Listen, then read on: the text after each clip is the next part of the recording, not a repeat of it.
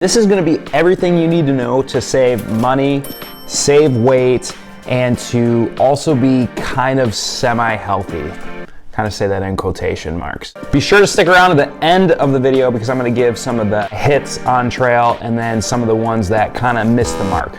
Let's get into it. Okay, so first of all, how to save money and weight. I went over this a little bit in my John Muir Trail video, food guide, but I'm gonna kind of rehash it very quickly here. Instead of bringing $8 to $12 dinners, which are the dehydrated Mountain House, Alpine Air, that kind of stuff, what I opt to do is go to the dollar store, okay, or grocery outlet. It's freaking amazing.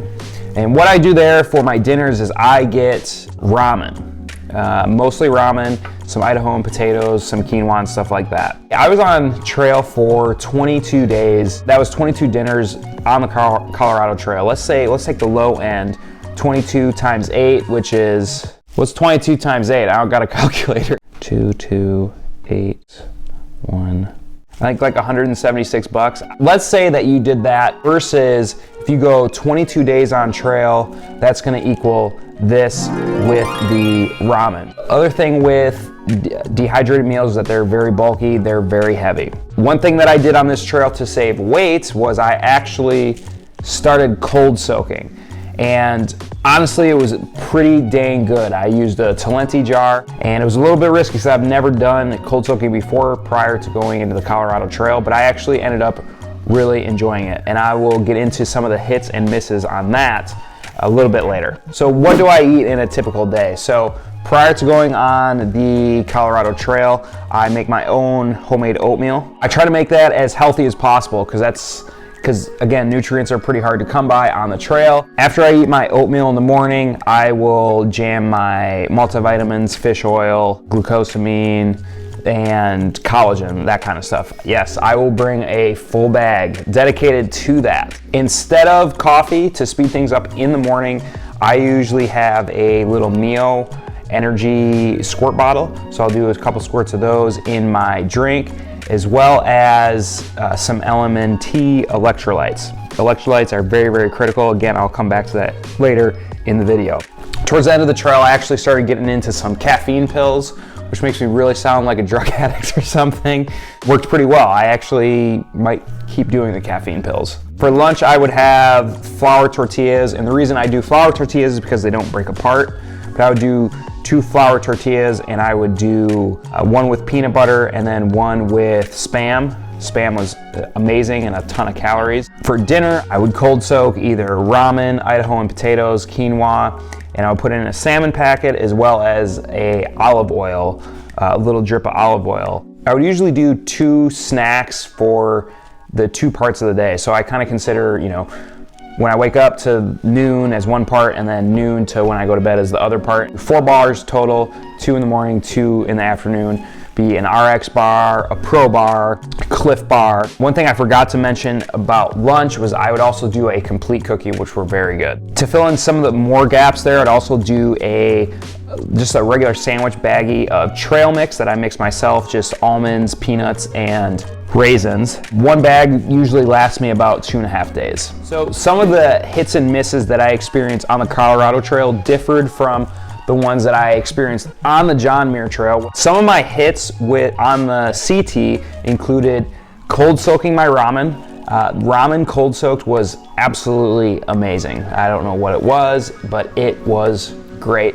The best cold soaking meal that I had by far. CBD was a huge hit. I picked it up in Salida, and after that, I slept like an absolute baby, which is very critical on a long trail like this to support your recovery and really to support motivation. I was sleeping so bad on the first 100 miles that I sometimes couldn't differentiate between if a dream or if I was actually in reality when I was hiking. The third hit was greens powder. I used this greens powder I got from grocery outlet, and the taste was great. I used to think greens powder had to really taste bad to be effective, which that still could be the case, I don't really know.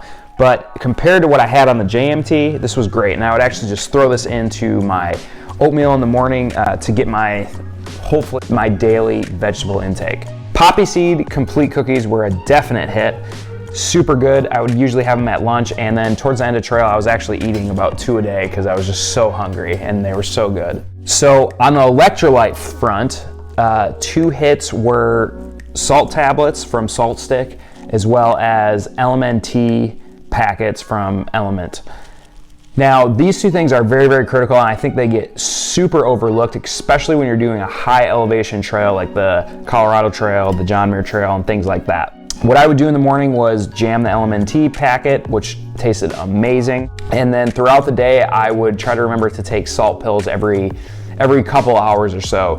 When I run, I take them very, very frequently, but hiking, I don't sweat as much, so I take them a little bit infrequently. But I really do believe that this is a big reason why dehydration wasn't an issue for me ever on the Colorado Trail, and I felt pretty good at elevation besides day 3. All right, now for my misses, a big miss was Idaho and potatoes. They were pretty exciting until the second day I had them.